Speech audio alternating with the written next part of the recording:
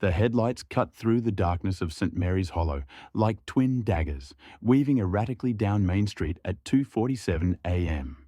Behind the wheel, Tucker Morrison gripped the steering wheel with white knuckles, his vision blurred by exhaustion and the effects of too many drinks at Murphy's bar after another devastating fight with his wife. The argument still echoed in his mind. "You're destroying this family, Tucker. The kids are afraid of you. I can't do this anymore."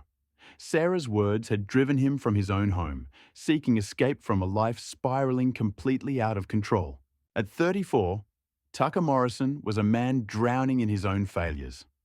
3 job losses in 2 years, mounting debt that kept him awake at night, a marriage hanging by the thinnest thread, 2 young children who flinched when he raised his voice. The whole town of St. Mary's Hollow had watched his descent from respected auto mechanic to unreliable man struggling with addiction. But nobody expected what happened next.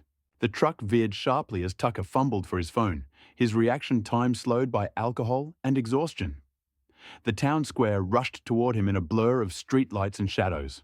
In the center of that square stood the thing that had watched over St. Mary's Hollow for 60 years. A beautiful marble statue of the Virgin Mary, arms outstretched in eternal blessing, her serene face lifted toward heaven. Tucker saw her too late. Please like this video, subscribe to the channel, and comment below letting us know where you're watching from. We love hearing from our brothers and sisters in faith around the world. The impact was catastrophic. His pickup truck slammed into the statue's base with the sound of thunder, marble exploding in every direction as the Virgin's figure toppled and shattered against the concrete. Her peaceful face cracked in two. Her outstretched arms broke clean off. What had been a masterpiece of religious art became scattered fragments of broken stone. For a moment, Tucker sat stunned in his smoking truck, staring through the cracked windshield at the devastation he'd caused. The statue that had presided over baptisms, weddings, and funerals for 3 generations lay in ruins. The Virgin Mary, who had been the spiritual heart of this small Catholic community, was gone, destroyed by his reckless hands. But instead of getting out to face what he'd done, instead of calling for help or checking if anyone was hurt, panic seized Tucker's alcohol-clouded mind. His truck was still running. The street was empty. Nobody had seen. He could run. Tucker slammed the truck into reverse, tires squealing as he backed away from the destruction. Marble fragments crunched under his wheels as he spun around and fled into the night, leaving behind the shattered remains of something sacred, something irreplaceable, something that had meant everything to the people of St. Mary's Hollow. By morning, the whole town would know what he'd done. But for now, in the darkness, Tucker Morrison convinced himself he could escape the consequences of his actions. He was about to discover how wrong he was. Tucker Morrison hadn't always been the town's cautionary tale. 10 years earlier, he'd been Saint, Mary's Hollow's golden boy, star quarterback in high school, skilled mechanic who could fix anything with an engine, devoted husband to his high school sweetheart Sarah, and proud father of 2 beautiful children. But life has a way of wearing down even the strongest people, and Tucker had been carrying more weight than anyone realized. It started with his father's death from cancer when Tucker was 28. Jim Morrison had been Tucker's hero, the man who'd taught him everything about engines, integrity, and being a good father. When Jim died after a 2-year battle that drained the family's savings, Tucker felt like he'd lost his compass in the world. The drinking started as a way to numb the grief. Just a beer or 2 after work to take the edge off. But grief has a way of digging its claws deeper when you try to drown it. And soon Tucker was spending entire evenings at Murphy's bar, trying to forget the hole his father's death had left in his life. Sarah tried to be understanding at first. She knew Tucker was hurting, knew he needed time to process his loss.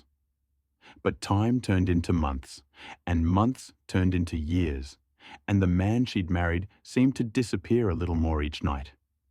The job losses followed predictably. Tucker's work suffered as his drinking increased. He'd show up late, make careless mistakes, argue with supervisors who questioned his performance. 3 different garages had given him chances, and he'd blown them all. With each failure, Tucker's self-hatred grew deeper. He began to see himself as a disappointment, a man who couldn't provide for his family, couldn't honor his father's memory, couldn't be the husband and father his loved ones deserved. And the more he hated himself, the more he drank to escape that hatred. The night of the crash, Sarah had finally reached her breaking point. She'd found empty bottles hidden in his toolbox, discovered he'd been lying about job interviews that never happened, realized that their 8-year-old daughter Emma was making excuses to friends about why Daddy couldn't come to school events. "I can't watch you destroy yourself anymore," Sarah had said through tears. "And I won't let you destroy our children too. Get help, Tucker, or get out." Tucker had exploded in rage and self-pity, screaming that nobody understood what he was going through, that everyone expected too much from him, that he was doing his best in an impossible situation. The fight had escalated until little Emma started crying and 6-year-old Michael hid in his bedroom closet. That's when Tucker had stormed out, slamming the door so hard it rattled the windows and driven straight to Murphy's bar to drown his shame in whiskey. 3 hours later, he was staring at the wreckage of the Virgin Mary statue. The physical destruction matching the spiritual destruction that had been eating away at his life for years. But as Tucker would soon discover, sometimes it takes losing everything, including the things that aren't yours to lose, before you can find your way back to who you're supposed to be. Dawn broke grey and cold over St. Mary's Hollow, but it was Father Miguel Santos who first discovered the destruction in the town square. The 72-year-old priest had been walking to the church for morning prayers when he saw the scattered marble fragments where the beloved statue should have been standing. His cry of anguish echoed across the square. "Virgen Santissima!" "No, no, no!" Within minutes, early morning commuters and joggers had gathered around the wreckage. Mrs. Eleanor Walsh, who'd been praying at that statue every morning for 35 years, fell to her knees among the broken pieces, weeping as she touched fragments of Mary's serene face. "Who could do such a thing?" she whispered through her tears. "Who could destroy something so beautiful, so sacred?" The tire tracks in the grass told the story clearly enough. Someone had crashed into the statue and driven away, leaving the community's spiritual centerpiece in ruins. Glass from headlights glittered among the marble fragments, and deep gouges in the earth showed where the vehicle had spun its wheels while fleeing the scene. By 7 a.m., half the town had gathered in the square. Catholics wept openly, while Protestant neighbours stood in respectful silence, sharing in the grief, even if they didn't share the same devotion to Mary. The statue had been part of St. Mary's Hollow's identity for 3 generations, a landmark, a meeting place, a symbol of the community's faith and history. Police Chief Robert Coleman arrived with his small department, cordoning off the scene and beginning their investigation. The evidence pointed to a single vehicle impact, probably a truck based on the height of the damage and the size of the tire tracks. "We'll find whoever did this," Chief Coleman promised the gathering crowd. "This kind of destruction, this kind of disrespect, won't go unpunished in our town." But it was Father Santos who offered the most haunting observation as he knelt among the broken marble. "The person who did this," he said softly, "they must be more broken than the statue itself. Only someone in tremendous pain could cause this kind of pain to others." The crowd murmured their disagreement. Many wanted justice, wanted the perpetrator to face consequences for destroying something irreplaceable. But the old priest's words would prove more prophetic than anyone imagined. Meanwhile, across town, Tucker Morrison sat in his damaged truck in his own garage, staring at the cracked windshield and bent bumper that told the story of his crime. His hands were shaking, not just from the alcohol wearing off, but from something deeper, something that felt like ice water in his veins. He'd destroyed the Virgin Mary, the statue that had watched over his own baptism, his confirmation, his wedding day, the same statue where he'd knelt as a boy to pray for his sick grandfather, where he'd brought flowers after his father's funeral, where he'd promised God he'd be a better man. Now she was gone, shattered by his own reckless hands. Tucker tried to tell himself it was just an accident, just bad luck, just another in a long series of misfortunes that seemed to follow him everywhere. But deep in his heart, he knew better. This wasn't random. This was the inevitable result of a life spinning out of control, a soul so lost that it could destroy the very things it should have held most sacred. As the morning sun climbed higher, Tucker Morrison sat in his garage and felt the weight of what he'd done settling on his chest like a stone. He'd thought he'd hit rock bottom before, but now he realized he'd been wrong. This was rock bottom. And the worst part was, nobody knew it was him. Yet, Tucker managed to hide his damaged truck and maintain his facade for exactly 18 hours. He told Sarah he'd stayed at his brother's house after their fight, mumbled apologies about drinking too much, and tried to act normal when the kids asked why everyone at school was talking about the broken statue. But normal was about to become impossible. It started with his hands. That first afternoon, as Tucker sat at the kitchen table trying to eat lunch, his fingers began to shake uncontrollably. Not the familiar tremor of alcohol withdrawal. This was something else entirely, something that seemed to come from deep inside his bones. "Tucker, what's wrong?" Sarah asked, noticing how he struggled to hold his coffee cup. "Nothing," he lied, pressing his hands flat against the table to stop the shaking. "Just tired." But the tremor wasn't the only thing. That night, Tucker woke up drenched in sweat, his heart pounding as if he'd been running for miles. In his dream, he'd been back in the town square, but instead of darkness, everything was bathed in brilliant white light. The statue of Mary stood whole and perfect, her marble eyes looking directly at him with an expression of infinite sadness. "Why?" she'd asked in the dream, her voice echoing like wind through empty churches. "Why did you break what was meant to heal?" Tucker had tried to explain, tried to justify his actions, but no words would come. He could only stand there as the Virgin's sorrowful gaze seemed to see straight through to his soul, seeing every lie he'd told, every promise he'd broken, every moment he'd chosen destruction over healing. He woke gasping. The image of her face burned into his memory so clearly he could have drawn it in the darkness. The next day brought no relief. Tucker's hands continued to shake, making it impossible to work on the old Buick he'd been fixing in his garage. Every time he tried to hold a wrench or thread a bolt, his fingers betrayed him, trembling as if he were terrified of something he couldn't see. Worse than the physical symptoms were the visions that began appearing when he closed his eyes. Mary's broken face would materialize in the darkness behind his eyelids, not angry or condemning, but heartbroken, like a mother mourning a lost child. By the third night, Tucker was afraid to sleep. Every time he drifted off, the dreams came back stronger. He saw the statue as it had been before he destroyed it, arms outstretched in welcome, face lifted toward heaven, in perfect peace. Then he'd see the crash again, watching in slow motion as his truck turned something beautiful into scattered fragments. But the worst part of the dreams was what came after.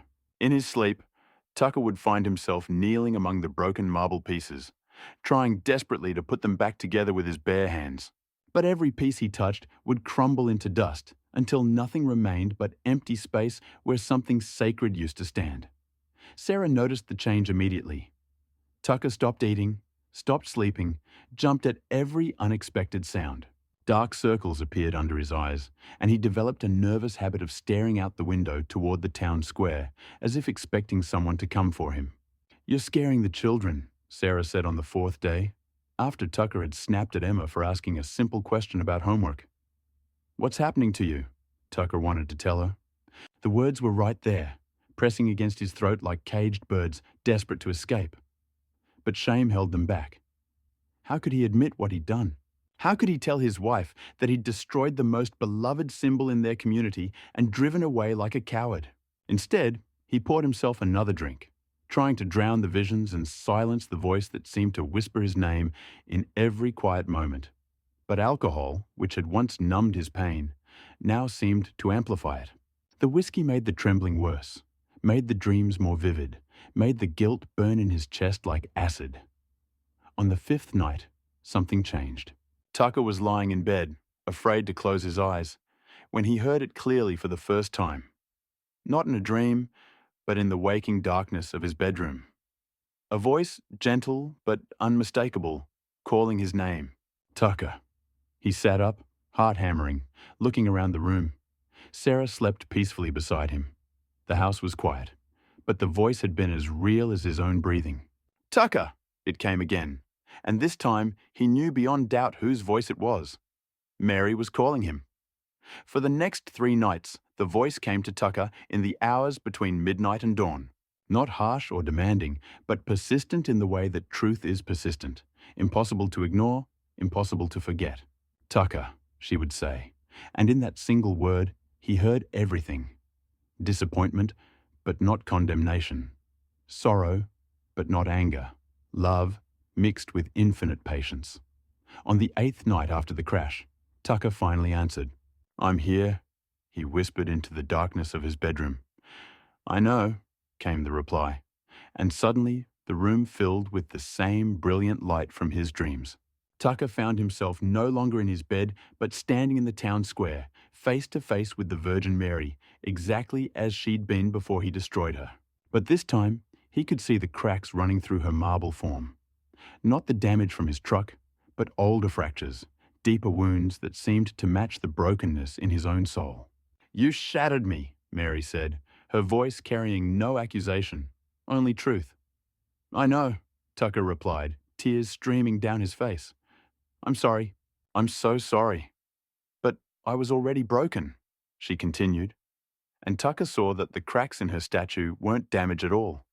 They were places where light shone through, where something divine leaked into the world through the fractures. "Just as you are broken. Just as everyone who comes to me is broken."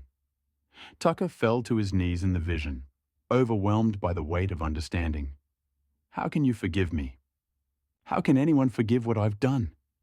Mary's marble face somehow managed to smile, and when she spoke, her words changed everything. "Restore what you have broken, and you will be restored." Tucker woke with those words echoing in his mind, and for the first time in 8 days, his hands weren't shaking. He knew what he had to do. The hardest part was telling Sarah. Tucker found her in the kitchen the next morning, making breakfast for the children with the mechanical efficiency of someone trying to hold a family together while her husband fell apart. "Sarah," he said, his voice hoarse from sleepless nights, "I need to tell you something." She turned, and he saw in her eyes the wariness of someone who'd heard too many apologies, too many promises, too many excuses. "I crashed into the statue," he said simply, "the Virgin Mary in the town square. I destroyed it, and I drove away." Sarah's face went through several emotions: shock, disgust, disbelief, and finally, heartbreak. "Tucker," she whispered, "how could you?" "I don't know," he said, and it was the most honest thing he'd said in months. "I was drunk, I was angry, I was lost." But that's not an excuse. There is no excuse. He told her about the shaking hands, the sleepless nights, the voice calling his name in the darkness. He told her about the vision, about Mary's words, about the calling he felt to restore what he'd broken. Sarah listened in silence, and when he finished, she was quiet for a long time.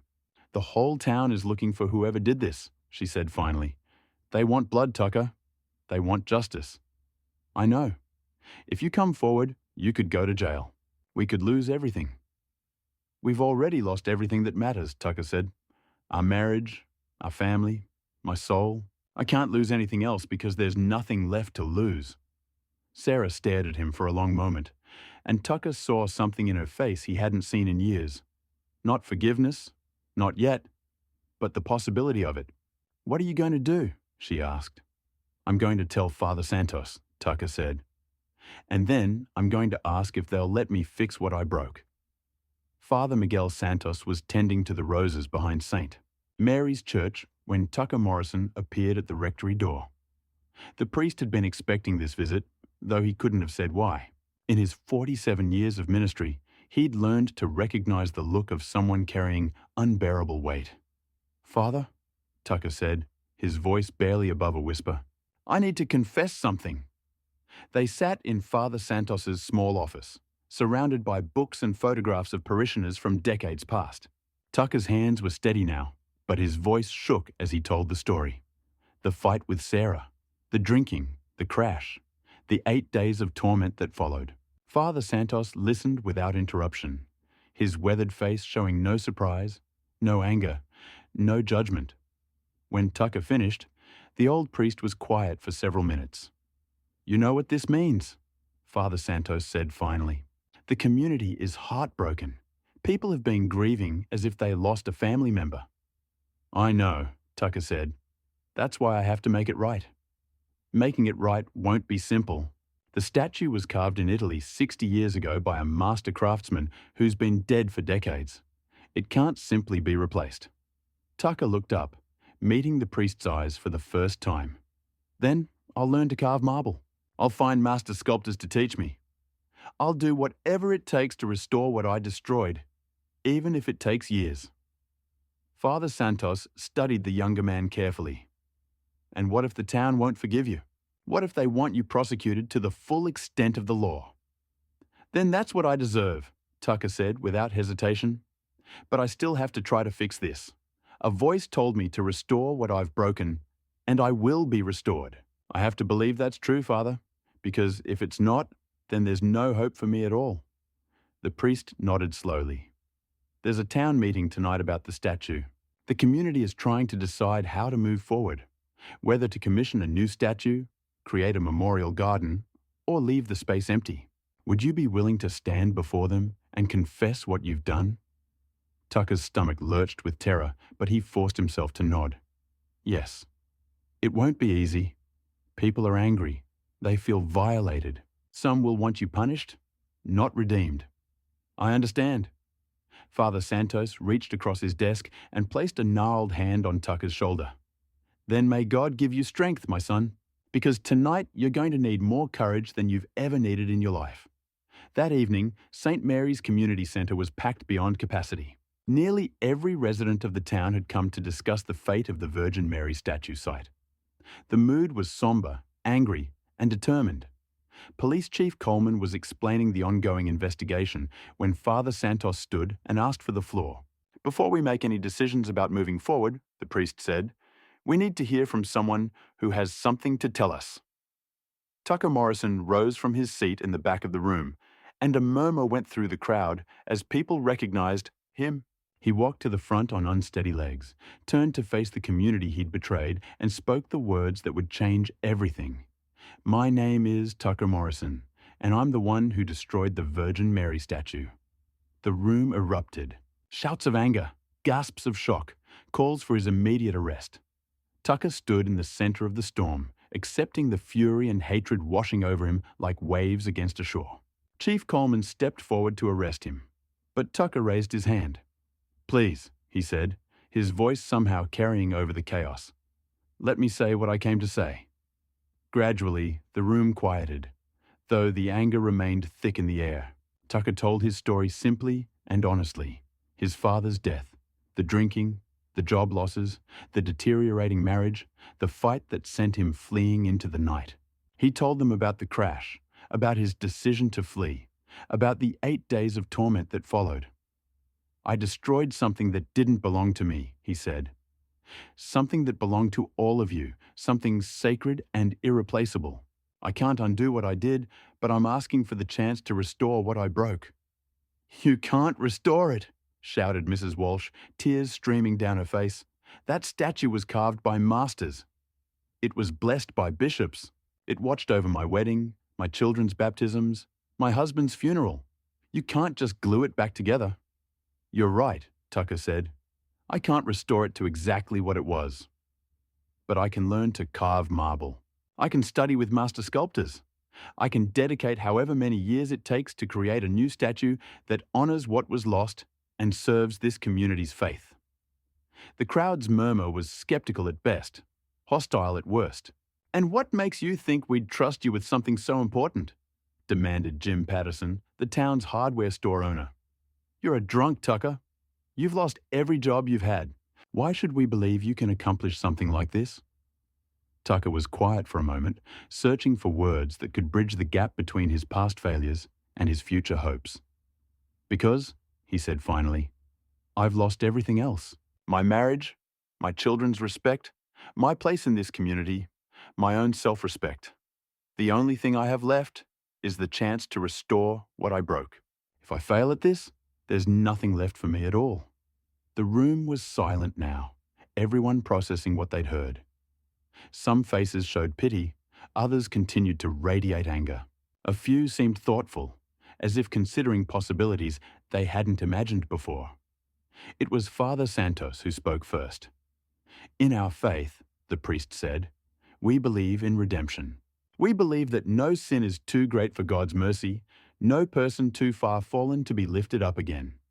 Tucker Morrison has done something terrible, but he's also done something rare. He's taken full responsibility and asked for the chance to make amends." "Pretty words," said Chief Coleman, "but he still committed a crime. Vandalism, destruction of property, leaving the scene of an accident. That's not something we can just pray away." "No," agreed Father Santos, "but it's something we can work through together. Tucker will face whatever legal consequences are appropriate. But I'm asking this community to consider something greater than punishment, the possibility of restoration." The debate that followed was heated and emotional. Some demanded Tucker's immediate arrest and prosecution. Others argued for a restorative justice approach that would allow him to make amends through service. A few suggested that someone so reckless and unreliable couldn't possibly be trusted with such an important project. But slowly, as the evening wore on, something began to shift in the room. Perhaps it was Father Santos's quiet wisdom, or the raw honesty of Tucker's confession, or simply the community's deep desire to see their beloved statue restored in some form. When they finally voted, it was close. But the decision was to give Tucker Morrison a chance at redemption. He would face legal consequences, including restitution and community service. But he would also be allowed to attempt the restoration of the Virgin Mary statue, working under close supervision and with the guidance of professional sculptors and artists. The project would be funded through community fundraising, with Tucker contributing his labour and learning whatever skills were necessary. If he failed, if he relapsed into drinking, if he abandoned the project, if his work proved inadequate, the community would pursue other options. But they would give him one chance to prove that even the most broken person could be made whole again. As the meeting ended and people filed out into the night, Tucker remained at the front of the room, overwhelmed by the grace he'd been shown. Mrs. Walsh approached him, her face stern but not unkind. "I prayed at that statue every morning for 35 years, she said. "It was where I brought my troubles, my fears, my gratitude. You took that away from me." "I know," Tucker said. "I'm sorry. But," she continued, "I also prayed for people like you. People who were lost, people who were hurting, people who needed Mary's intercession to find their way back to God. So maybe this is her answer to those prayers." She turned to leave, then looked back over her shoulder. "Don't you dare let us down, Tucker Morrison. Don't you dare waste this gift we're giving you." Tucker nodded, tears in his eyes. "I won't, Mrs. Walsh, I promise." It was a promise that would define the next 2 years of his life. Tucker Morrison's education in marble carving began at 5 a.m. the morning after the town meeting, in the studio of Maria Benedetti, a 73-year-old sculptor who had moved to Ohio from Carrara, Italy, 30 years earlier. Maria had heard about Tucker's situation from Father Santos and agreed to teach him, though she made her conditions clear from the beginning. "You want to carve marble?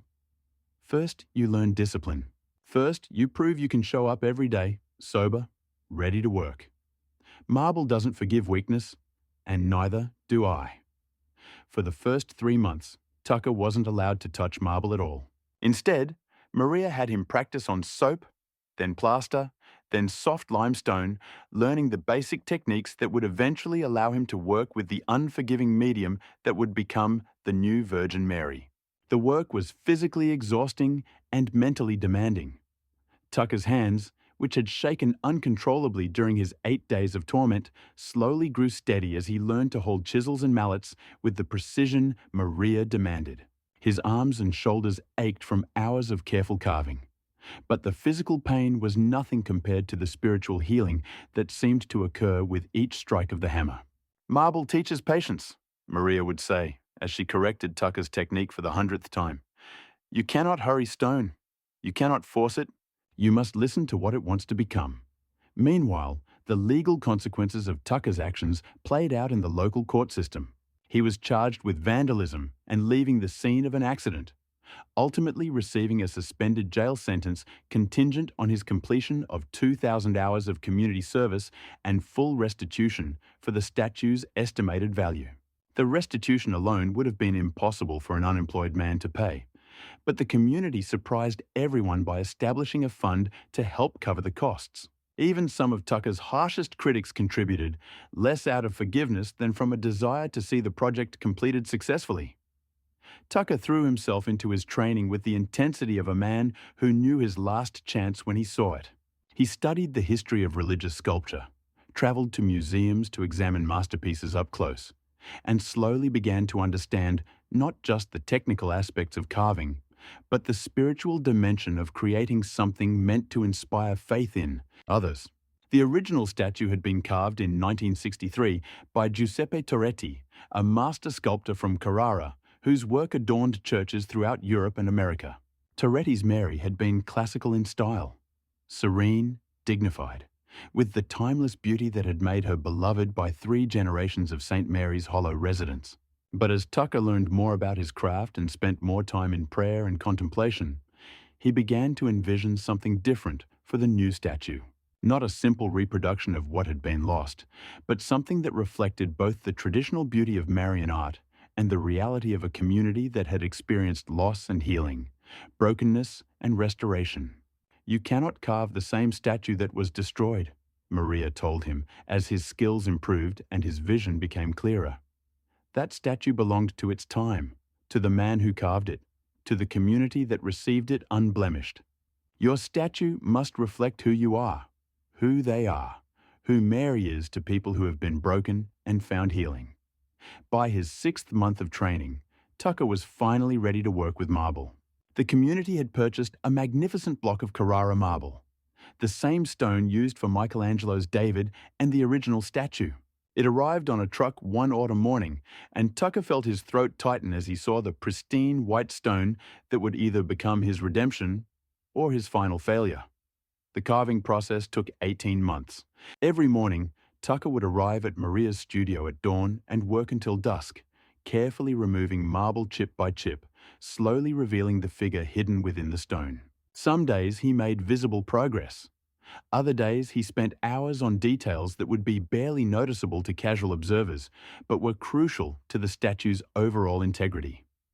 The community followed the project with intense interest. Some residents stopped by the studio regularly to check on progress, offering encouragement or constructive criticism. Others maintained their skepticism, convinced that Tucker would eventually abandon the project or prove unequal to the task. But Tucker's transformation was as remarkable as the statue slowly emerging from the marble. The man who had been unreliable, angry, and lost in alcohol became disciplined, focused, and completely sober. His marriage to Sarah began to heal as she watched him dedicate himself to something larger than his own pain. His children, who had once feared his unpredictable moods, began to visit the studio and watch their father create something beautiful from stone. "He's different now," Sarah told Father Santos during one of their regular conversations about Tucker's progress. "Not perfect. He still struggles with guilt over what he did, but he's present in a way he hasn't been in years. He's fighting for something instead of running from everything."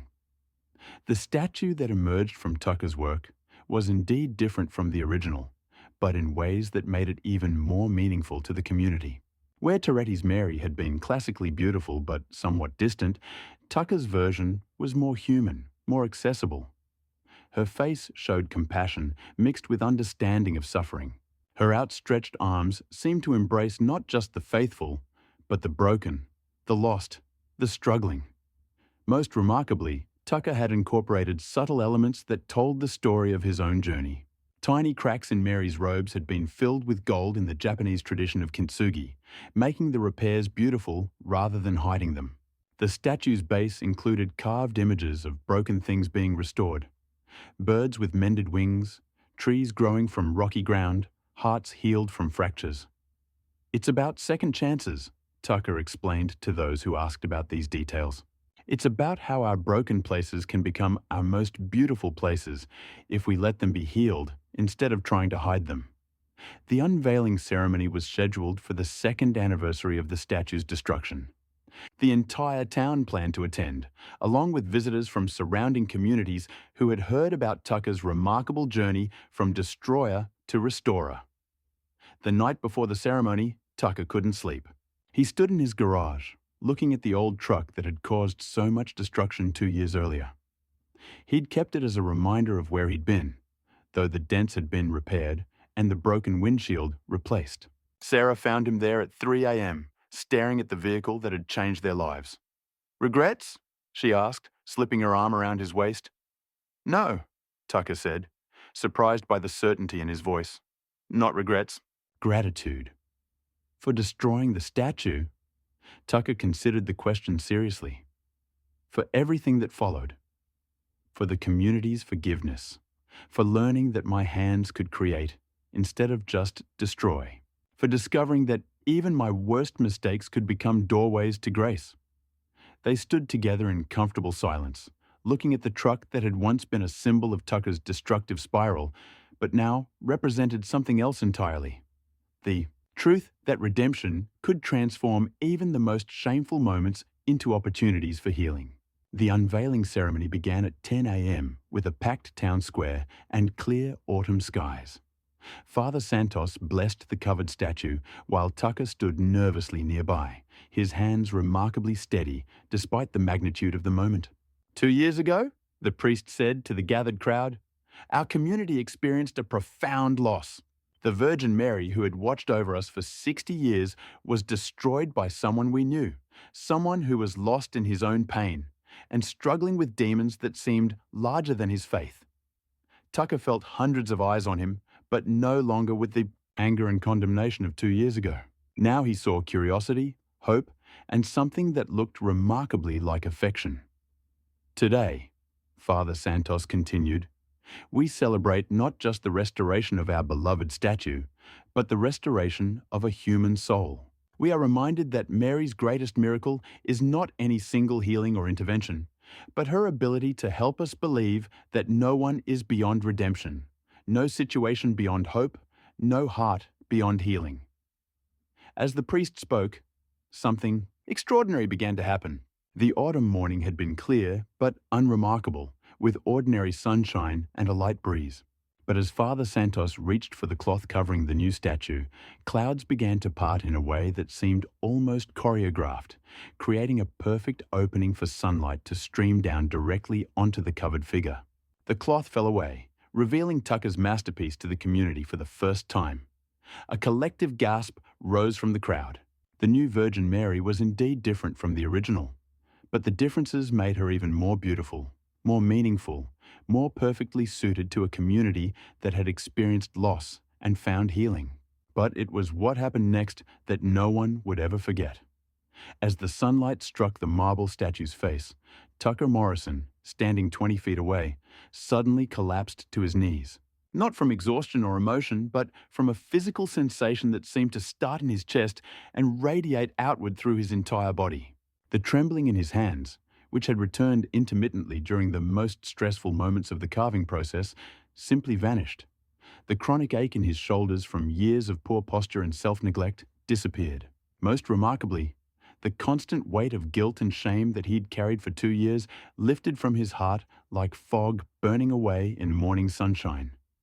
She forgave me, Tucker whispered, loud enough for those nearby to hear. She waited for me to restore her, and then she restored me. The crowd fell silent, watching as the man who had once destroyed their most precious symbol wept tears of gratitude and wonder. Some people knelt beside him in spontaneous prayer. Others simply stood in respectful silence, witnessing what could only be called a miracle of transformation. Maria Benedetti, Tucker's teacher, approached the statue with the careful eye of a professional sculptor. She examined the craftsmanship, ran her weathered hands over the smooth marble surfaces, and nodded with satisfaction. It is good work, she announced to the crowd. But more than that, it has soul. This statue was carved not just with skill, but with love, with repentance, with hope. It will serve this community well. Mrs. Walsh, who had prayed at the original statue for 35 years, was among the first to approach the new Virgin Mary. She knelt at the statue's base, placed her hands on the marble, and began to weep. "Welcome home," she whispered. "Welcome home." In the days that followed, people throughout St. Mary's Hollow began to notice something different about their community. The new statue seemed to radiate the same peace as the original, but with an added dimension: hope for those who considered themselves beyond redemption, grace for those who had made terrible mistakes, proof that even the most broken situations could be restored to beauty. Tucker Morrison became a different kind of celebrity in the town, not famous for his destruction, but for his dedication to making amends. Young people struggling with addiction or legal troubles were often directed to speak with him, learning from his example that consequences didn't have to mean the end of hope. His marriage to Sarah grew stronger than it had ever been. Built now on the foundation of Tucker's proven commitment to growth and healing, rather than just promises and good intentions. Emma and Michael, who had once been embarrassed by their father's reputation, now proudly told their friends about the statue he had carved with his own hands. Most significantly, Tucker's sobriety became unshakable, not because he no longer felt the temptation to drink, but because he had found something more powerful than alcohol to fill the emptiness in his soul. The work of restoration had restored him in ways that went far beyond the physical healing he'd experienced at the unveiling. Addiction fills a hole in the spirit, he would tell others who struggled with similar demons. But restoration fills it better. When you spend your energy building instead of destroying, creating instead of consuming, there's no room left for the substances that used to seem necessary. The new statue became a pilgrimage site for people from far beyond St. Mary's Hollow, not because of any supernatural phenomena or miraculous healings, but because it represented something universal and desperately needed. Proof that redemption was possible, that second chances could bear extraordinary fruit, that love was indeed stronger than shame. Father Santos often reflected on the 2 years between destruction and restoration, seeing in them a kind of modern parable about the nature of grace and the possibility of transformation. The community had lost something irreplaceable, but in choosing to trust Tucker with its restoration, they had gained something even more valuable: a deeper understanding of forgiveness, mercy, and the human capacity for change. "We thought we were just getting our statue back," the priest would tell visitors who came to hear the story. "We didn't realize we were witnessing the resurrection of a human soul."